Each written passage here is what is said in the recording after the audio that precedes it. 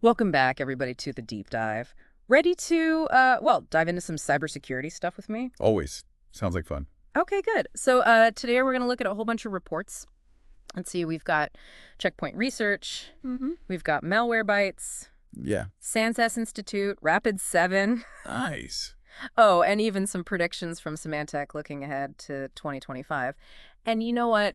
What's that? Just the sheer number of attacks and the different kinds, that's what's really kind of hitting me right now. Yeah, it seems like the creativity of attackers just never stops. Always something new. Yeah, no kidding. Okay, so first off, ransomware. It's like they're everywhere. Oh, yeah. Checkpoint Research's report, it lists a ton of them. Hmm. ICICI Bank, TalkTalk, even Stark Aerospace.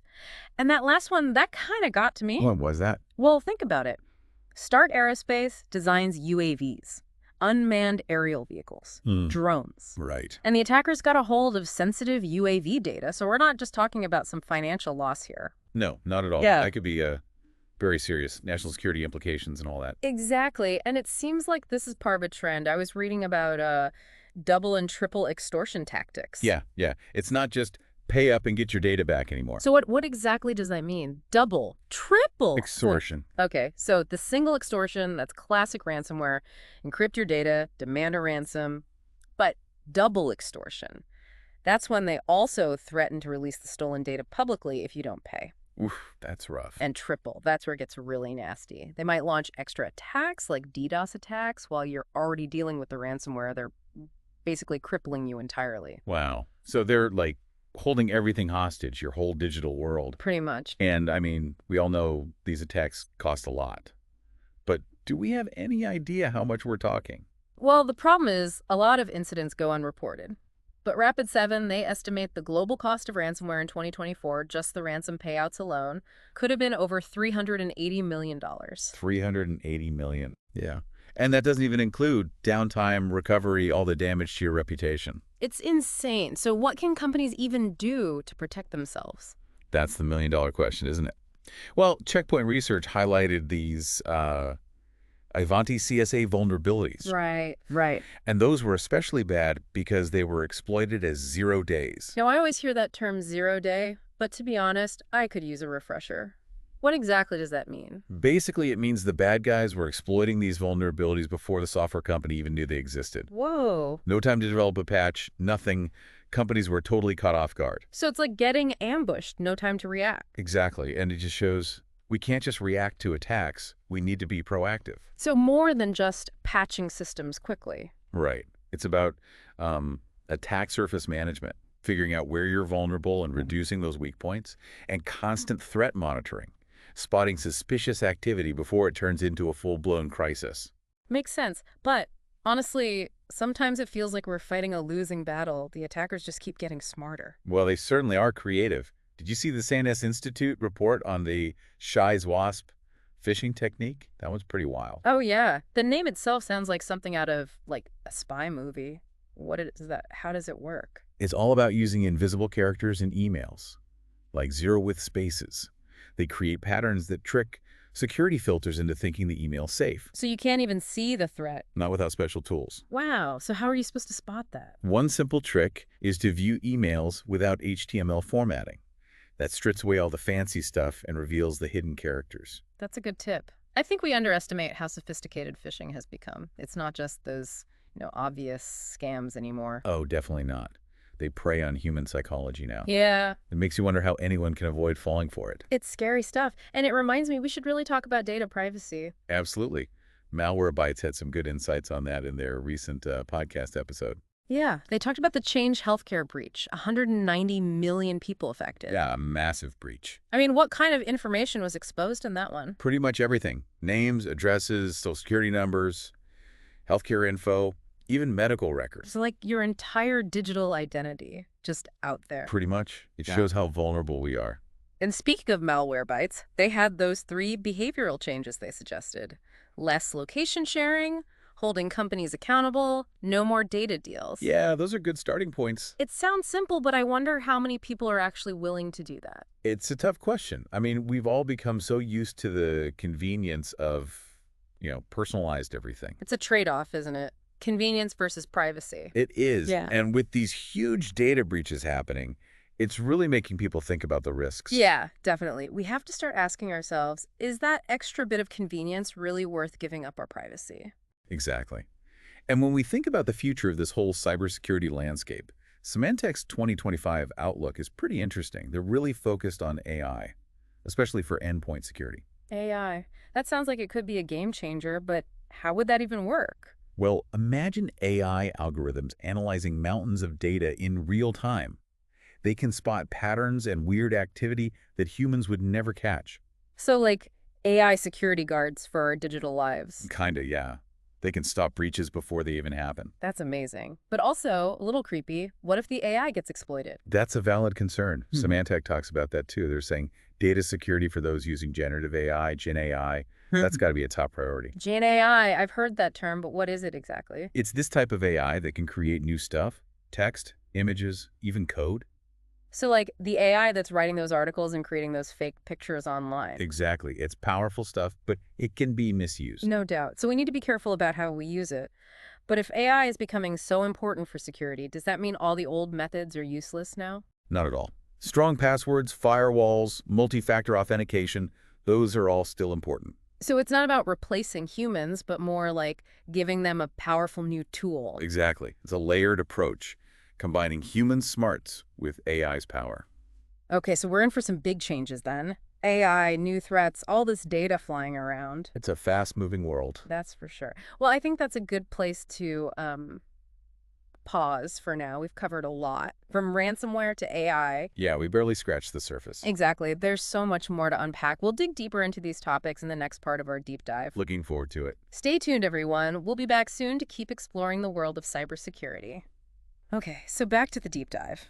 When we think about all those people in the Change Healthcare breach, 190 million, it really hits you how much of our lives are online now. Yeah, it's pretty incredible when you think about it. It's like everywhere we go, we leave this trail of data. And all that data, it's valuable, right? And with Mm. AI and all that, it's only going to be more valuable. Yeah, definitely.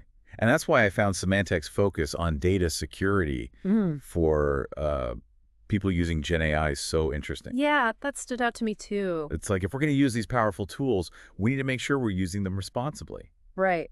Like Gen AI, it can create all this amazing content, Right. but it needs tons of data to learn. And if that data isn't secure, Exactly. You don't want to accidentally expose people's personal info or have it manipulated. yeah, that would be bad. It's Yeah. like giving someone a powerful tool but no instructions on how to use it safely. That's a good way to put it.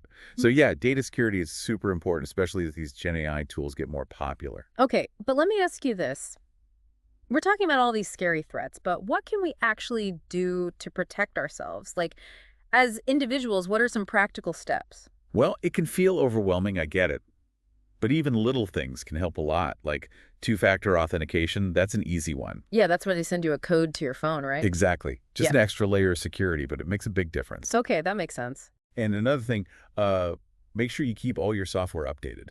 Oh yeah, the updates, those can be so annoying. But you're saying they're really important. Super important. A lot of those updates include patches for new vulnerabilities.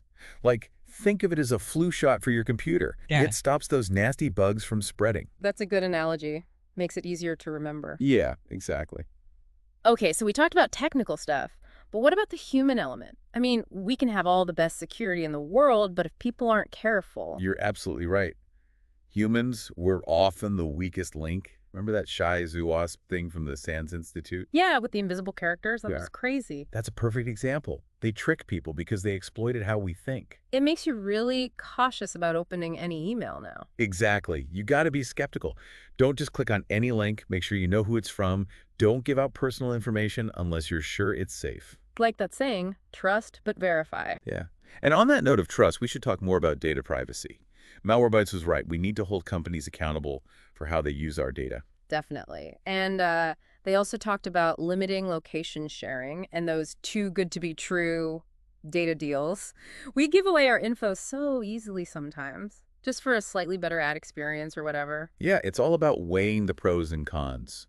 What are you actually getting in return for giving up that data? And what are the risks? Is it really worth it? Right. It's about making conscious choices, setting boundaries. Oh. This all makes me think about the psychology of the attackers themselves. To really defend ourselves, we got to understand how they think. Like profiling, but for cyber criminals. Yeah, kind of. Figure out their motives, their tactics, what they're trying to achieve. Okay, so let's start with motive. Why do they do it? I mean, obviously money's a big factor, but it can't be just about that, right? Yeah, for a lot of them, it's financial. Ransomware, stealing data, extorting companies. But there has to be more to it sometimes, like something darker. There is. Some attackers are driven by political reasons, or they want to disrupt things, spread misinformation, just cause chaos. Like digital activism, but with bad intentions. Yeah, exactly. And then you have those who are just curious, want to test their skills. They see it as a game. Wow. So many different motives. But how do they actually do it? What kind of psychological tricks do they use? Well, we talked about phishing, tricking people into giving up information. But social engineering, that takes it a step further, like pretending to be someone else to gain access. Oh, like those stories about attackers calling people pretending to be IT support? Exactly. They prey on our willingness to help, to follow orders. It's scary how easily we can be manipulated. Yeah, and it shows how security isn't just about technology. It's about understanding human behavior, too. So the question is, how do we build better defenses against that? That's what I want to know. How do we become less susceptible to those tricks? Well, first of all, awareness. We Yes. got to educate ourselves about the risks, how attackers operate. But that's not enough. We need to build good habits. Okay, like what? Give me some examples. For example, be skeptical of emails you weren't expecting. Verify people's identities before you share anything important. And I know it sounds weird, but develop a little bit of paranoia. Paranoia. Isn't that a bit much? Maybe, but in cybersecurity, it can be a good thing. Question everything. Don't take anything for granted. I see what you mean. Like be cautious, but not completely freaked out. Exactly. It's a balance. This is really interesting stuff. Okay, before we move on, one last question. What's the ultimate goal of all these attacks? Like, what are they really after? Well, it depends, right? Different attackers have different motives. But a lot of times it comes down to data. They want access to valuable information or systems. So data is the new gold, huh? In a way, yeah, they can sell it, use it for their own purposes, cause damage with it. It's something we need to protect. That's a scary thought. Yeah. So cybersecurity, it's not just about computers anymore, is it? Nope, it's about protecting our whole way of life. Wow. Well said. I think that's a good place to pause for now. We talked about some simple steps people can take and even about the psychology of attackers. Yeah, we're getting into the nitty-gritty now. Definitely. And in the last part of our deep dive, we'll talk about some solutions, how to actually deal with all this stuff. Sounds good. All right, everyone, stay tuned. We'll be back to wrap this up soon. Okay, so welcome back to the deep dive. We've gone through a lot so far. Ransomware, data privacy, even how attackers think. But now, for the last part, let's talk about what we can actually do about all this. Yeah, knowing about the problems is one thing, but actually being able to protect ourselves, that's what matters. Totally. So, thinking about all those reports, Checkpoint Research, Malwarebytes, Santa Cars, all of them, are there any, like, big solutions that stand out? Well, one thing I see over and over is this idea of a layered approach to security. Layered approach. Okay, what does that even mean? It's like you can't just rely on one thing anymore. You need multiple levels of protection, both technical stuff and people being smart about things. Okay, so break it down for me. What does that actually look like? A layered approach. Imagine you're building a fortress, right? You got to have a strong foundation. So strong passwords, two-factor authentication, keeping your software up to date. Okay, the basics, got it. Then you add more layers on top, firewalls, intrusion detection systems, endpoint security, like different tools for different jobs. So basic hygiene plus high-tech weaponry. Exactly. But here's the thing. Just as important as the tech is the human element. Right, right. You got to educate people about the threats, phishing scams, all that stuff.